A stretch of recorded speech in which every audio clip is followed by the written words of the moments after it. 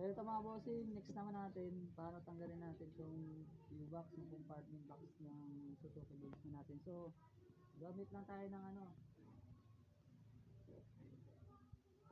ito, isang Phillips screw tsaka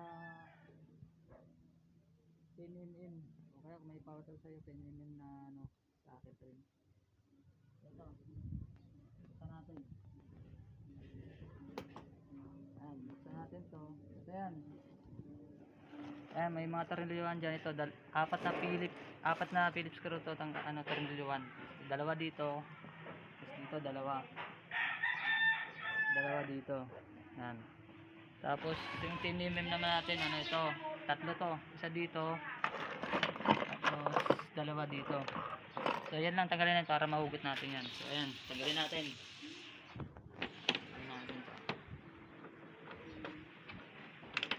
Bali apat na ano to,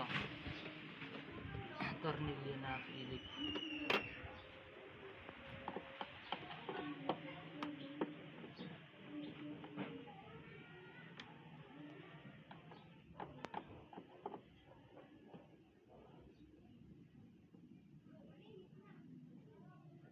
Ayan, apat yan.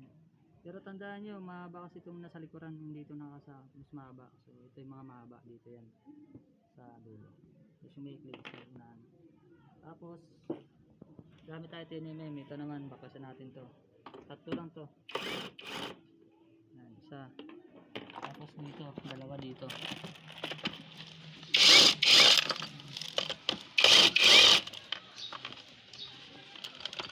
Ayan, so bali tatlo.